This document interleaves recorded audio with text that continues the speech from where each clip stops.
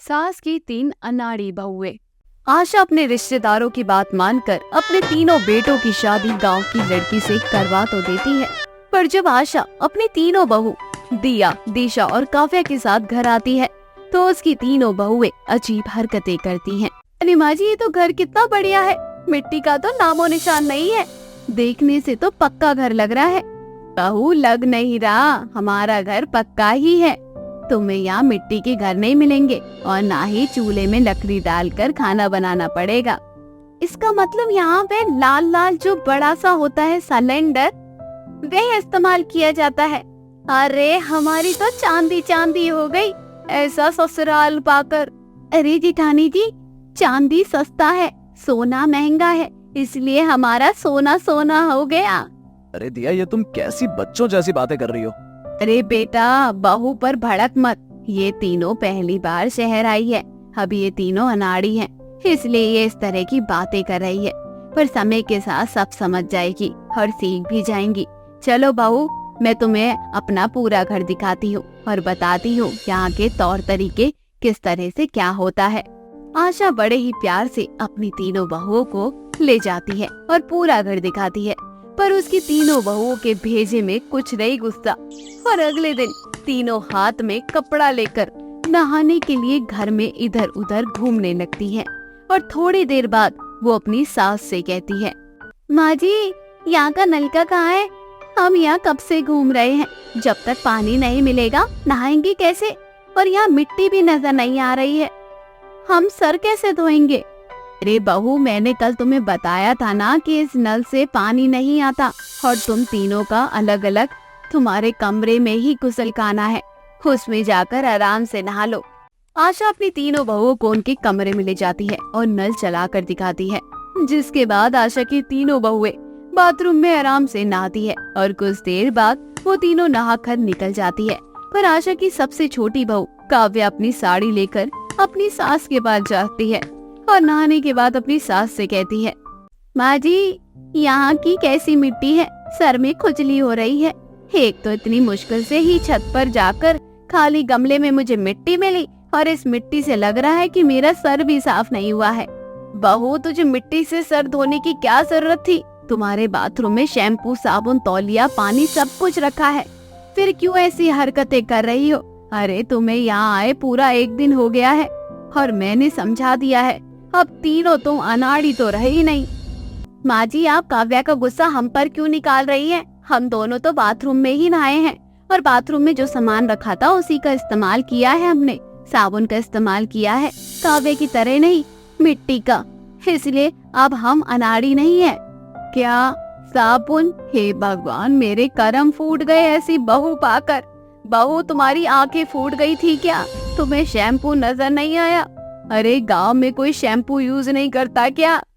आशा अपनी बहू की हरकतों से परेशान हो जाती है और उन तीनों पर नाराज होकर चली जाती है। समय यूं ही बीतता है और धीरे धीरे समय के साथ आशा की तीनों बहू घर में ढल जाती है, पर वो तीनों अब बाहर के लिए भी अनाड़ी थी। ऐसे ही एक दिन आशा अपनी तीनों बहू को बाजार ले जाने की सोचती है। बहू, तुम तीनों जब से आई हो घर में ही पड़ी रहती हो, रात को जब तुम्हारे पति आएंगे तो मैं उनको कहूँगी कि तुम्हें कहीं बाहर घुमाने ले जाएं। फिलहाल तुम तीनों मेरे साथ बाजार चलो। माँ जी, अब तो हम अनाड़ी नहीं है ना, इसलिए आप हमें बाजार ले जा रही हो ना? हाँ बहू, अब तो। आशा की तीनों बहुएं जबरदस्ती अपनी सास के हाथ से सब्जी का थैला ले लेती है और खुद अकेली बाजार चली जाती है, पर वे तीनों अनाड़ी थी। आशा के बताए हुए रास्ते पर ना जाकर किसी दूसरे रास्ते पर निकल जाती है और पूरी रात भटकती है। पर उन तीनों की किस्मत अच्छी होती है कि उन तीनों को रास्ते में उनके पति अतुल, नीरज और अमित मिल जाते हैं और वे उन्हें अपने साथ घर ले आते हैं। अरे बहू, तुम तीनों कहाँ चली गई थी? पूरा बाजार खरीदने लग गई थी क्या? वो माँ जी, हम तीनों यहाँ के लिए ना अभी अनाड़ी है, हमने गलत रास्ता पकड़ लिया था, इसलिए हम तीनों सब्जी भी नहीं खरीद सके। आपने इन तीनों अनाड़ियों को क्या सोचकर इस घर से बाहर निकाला, वो भी अकेले? मैंने आपको कहा था ना, ये तीनों यहाँ के लिए अनाड़ी हैं, जो यहाँ के बारे में कुछ भी नहीं जानती। एक तो ये तीनों रोड पर भटक रही थी, ऊपर से सब्जी वाले से भी बहस कर रही थी। वो तो भगवान का शुक्र अदा करो जो हम तीनों ने इन तीनों को देख लिया। माँ, इन तीनों को घर से कहीं मत जाने दिया करो जब तक इन तीनों के भेजे में भेजा ना आ जाए। माना कि हम सब अनाड़ी हैं, पर इसका मतलब ये नहीं कि आप हमें खरी खोटी सुनाएंगे। हमें यहाँ आए 2 महीने हो गए हैं, लेकिन अब तक हम घर से बाहर नहीं निकले। जब तक हम कहीं जाएंगे नहीं तो हमें कैसे पता चलेगा? ऐसे तो हम सारी जिंदगी अनाड़ी रह जाएंगे। अगर आप तीनों भी गांव जाएंगे तो आप भी गांव के लिए अनाड़ी रहेंगे। वहाँ के तौर तरीके आपको भी नहीं आएंगे। दिया, दिशा और काव्या को अपने पतियों की बात का बहुत बुरा लगता है और वे तीनों ही अपने कमरे में चली जाती हैं। जिसके बाद आशा अपने तीनों बेटों से कहती है, बेटा, मेरी तीनों बहू भले ही अनाड़ी है, पर उनकी बात बिल्कुल सही है। हर इंसान नए शहर में और नए घर के लिए अनाड़ी होता है, पर समय के साथ वे सब सीख जाता है और फिर अनाड़ी नहीं रहता। अगर तुम तीनों अपनी पत्नियों को कहीं लेकर नहीं जाओगे तो सारी जिंदगी अपने ससुराल में अनाड़ी ही बनकर रह जाएंगी। इसलिए इन्हें कहीं लेकर जाओ, वहाँ के तौर तरीके सिखाओ, यहाँ के लोगों के साथ उठना बैठना सिखाओ। आप सही कह रही है। ये तीनों हमारी वजह से अनाड़ी रह गई, क्योंकि हम इन तीनों को कभी कहीं नहीं ले जाते, इस डर से क्योंकि हमारी बीवी गांव की है। पर अब हम अपनी बीवी को बाहर ले जाएंगे, क्योंकि अब हमारी बीवियां अनाड़ी नहीं रहेंगी। जिसके बाद अतुल, नीरज और अमित को जब भी टाइम मिलता तो वे तीनों अपनी बीवियों को बाहर घुमाने ले जाते। तो वहीं दूसरी ओर आशा भी अपनी बहुओं को कभी दुकान ले जाती तो कभी बाजार ले जाती और बाहर के लोगों से भी मिलवाती थी, जिस वजह से बहुत जल्द आशा की तीनों बहुएं अपने ससुराल में घुल मिल जाती है और इस तरह वे तीनों अपने ससुराल में अनाड़ी नहीं रहती। महेश की 2 पत्नियां थी। पहली पत्नी रितिका और दूसरी पत्नी कोमल। दोनों पत्नियों में बहुत ज्यादा लड़ाई झगड़ा हुआ करता था। इस वजह से महेश हमेशा परेशान रहा करता था। यहाँ लोगों से एक शादी तो झेली नहीं जाती और इन महाशय ने तो 2 शादी करके अपने जीवन में मुसीबत को डबल कर दिया था। ऐसे ही एक दिन रितिका का बर्थडे था। महेश रितिका के बर्थडे पर उसे बाहर डिनर पर ले जाने का प्लान कर रहा था। यह देखकर कोमल को बहुत गुस्सा आता है और कोमल महेश के पास आती है और उसे गुस्से में बोलती है, अगर तुम्हें रितिका से इतना ही प्यार था तो मुझसे शादी ही क्यों की? तुम्हें उसका बर्थडे याद है, लेकिन मेरी माँ का आज वेडिंग एनिवर्सरी है, वो तुम्हें याद नहीं है। अरे, पति होने का फर्ज तो तुमने ढंग से निभाया नहीं। कम से कम अच्छा दामाद होकर तो दिखा दो मेरे माँ बाप को। अरे कोमल, तुम भी बच्चों वाली बातें करती हो। तुम्हारी माँ की वेडिंग एनिवर्सरी है तो इसमें मैं क्या करूँ? वेडिंग एनिवर्सरी हस्बैंड वाइफ दोनों मिलकर सेलिब्रेट करते हैं। अब सासू माँ के साथ में ये सब करता हुआ अच्छा लगूंगा क्या? अपनी जुबान थोड़ा सोच समझ कर निकाला करो, वरना जुबान छोटी करना मुझे अच्छे से आता है। मेरी माँ के बारे में कुछ अनाप शनाप बोले ना तो मेरा नाम अपने दिमाग में बिठा लिया करो अच्छे से कि मेरा नाम कोमल है। सिर्फ नाम ही नहीं, उसके साथ मैं काम भी कर सकती हूँ। अच्छा बाबा, ठीक है। देखो, जब तुम्हारा बर्थडे था तो मैं तुम्हें एक रेस्टोरेंट में लेकर गया था, अच्छे से बर्थडे सेलिब्रेट किया था, और आज रितिका का बर्थडे है तो कम से कम उसके बर्थडे को खराब करने की कोशिश मत करो। तभी वहाँ रितिका आती है और रितिका गुस्से में कोमल को कहती है, हाँ तो होती कौन है? मेरे पति को रोकने वाली। ये मत भूल कि मैं इनकी पहली पत्नी हूँ, इस वजह से तुम मेरे घर में है। मैं चाहती ना तो तुम दोनों को घर से निकाल सकती थी, लेकिन मैंने तुझे इस घर में रहने की परमिशन दी है, इसलिए कुछ चीज मेरे हिसाब से होगी। इस घर में जो मैं चाहती हूँ वो होगा, सब कुछ अच्छे से चले, तो हमारे बीच आने की कोशिश मत कर तू।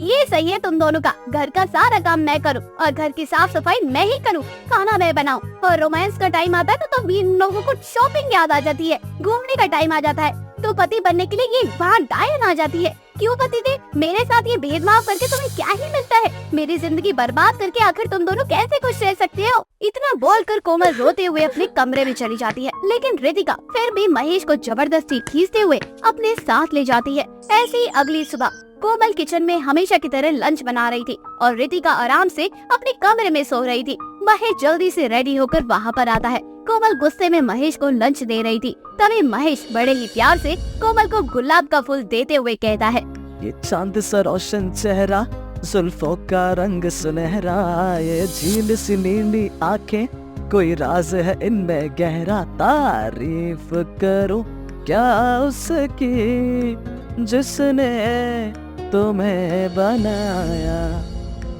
हाँ, अभी मक्खनबाजी करने की जरूरत नहीं है, कल तो तुमने जो किया वो बिल्कुल भी ठीक नहीं किया था। मैं स्पेशल तुम्हारे लिए ये गुलाब का फूल लेकर आया हूँ, क्योंकि जिस दुकान से मैंने ये गुलाब का फूल खरीदा था उस दुकान वाले ने कहा था कि आपकी नजर में जो लड़की सबसे ज्यादा खूबसूरत होगी आप उसे ये गुलाब का फूल देना। और देखो, ये गुलाब का फूल मैं तुम्हें दे रहा हूँ क्योंकि मेरी नजर में सबसे ज्यादा सुंदर तो तुम ही हो। बस बस यही लाइन मारकर क्या करोगे पतिदेव, कहाँ जाओगे तुम?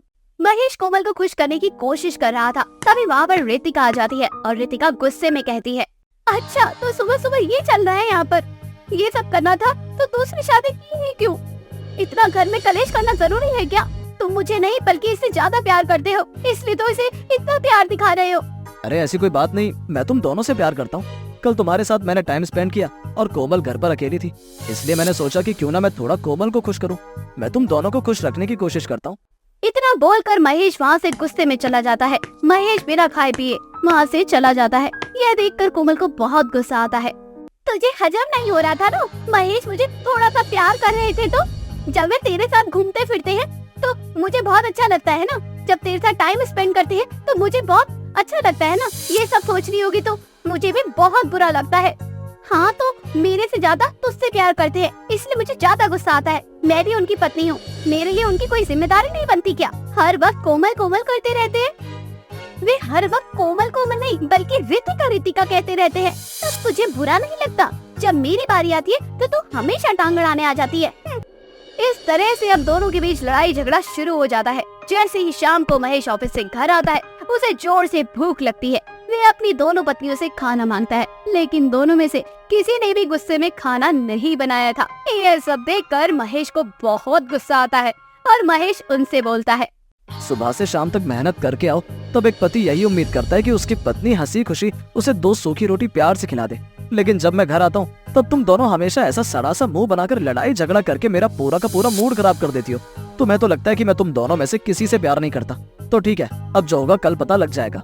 महेश गुस्से में जाकर अपने कमरे में सो जाता है। ऐसे ही अगले दिन महेश बिना किसी को बताए ऑफिस चला जाता है। कोमल और रितिका दोनों महेश को फोन कर रहे थे, लेकिन महेश का फोन बंद आ रहा था। यह देखकर दोनों वह बहुत परेशान हो जाती है। ये सब हमारी गलती है, हमारी लड़ाई की वजह से वो गुस्सा होकर हमसे दूर हो गए हैं। सच बताओ तो हमेशा हमारी हर छोटी बड़ी खुशी का वो ख्याल रखते हैं, और एक हम हैं जो उनसे हमेशा लड़ाई झगड़ा करते रहते हैं। उनके ना रहने पर हमें अपनी गलती महसूस हो रही है। तो बिल्कुल सही कह रही है, सब हमारी गलती है। महेश के जाने के बाद दोनों को अपनी गलती महसूस हो जाती है। दोनों ने अब खाना पीना छोड़ दिया था। ऐसे ही अचानक महेश घर आ जाता है। यह देख दोनों बहुत खुश हो जाती है और दोनों उससे माफी मांगती है और कहती है, हमें माफ कर दो।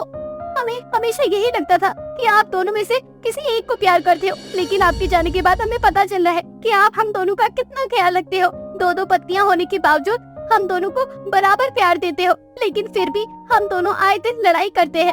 हम हमेशा अपने ही बारे में सोचते हैं, कभी ये नहीं सोचा कि आपका ऑफिस में कैसा दिन रहा, और शायद आपको हमारे प्यार की जरूरत है, लेकिन हम दोनों सिर्फ अपने आप में ही लगे रहते हैं।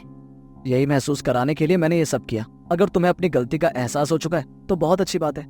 इस तरह से महेश उन दोनों को माफ कर देता है, जिसके बाद तीनों आपस में मिलजुल कर शॉपिंग करते हैं, एक साथ पार्टी करते हैं और अपने जीवन में ऐसे ही आगे बढ़ते हैं।